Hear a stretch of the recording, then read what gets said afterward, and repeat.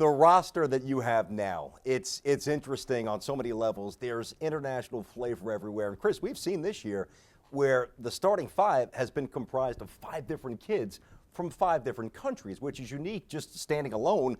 But the language barriers, integrating different styles, I mean, that's a big time challenge. How do you navigate that? Yeah, you know, it's become a little bit of a challenge in games, trying to, relay messages and things like that. And I'm not quite sure it's always the language barrier. A lot of these guys are inexperienced, they're young, and a lot of them are shy in general. They're not very vocal kids to begin with.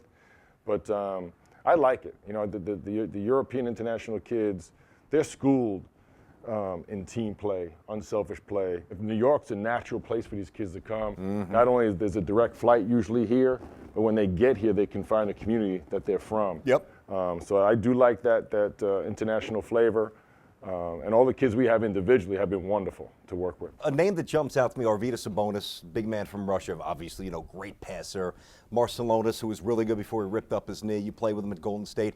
When did you see in the NBA where the European player was truly viable and maybe they were becoming a little tougher than they were in the past? When did that really kick in? You mentioned it, and I could be mistaken time-wise because, as we said earlier, it's a lifetime ago. It is. But Sharunas Marcelonis, to me, was the first guy really to come and have a major role on a winning team.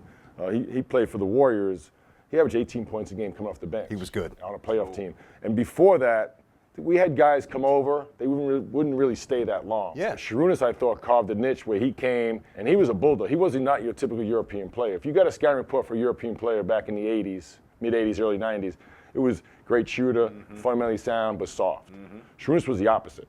He was attacking the rim, ultra aggressive. Yeah. Wanted to post up, was drawing fouls. Guys didn't want to play against him. So he kind of broke the mold, and I thought paved the way for Sabonis and Petrovic and all these great players after him. Interesting. And I could be mistaken on the timeline, No, it's about right. I'm a little biased because he's one of my best friends. Yeah. But I really thought he was the European player that came over here and broke the mold because he was not soft.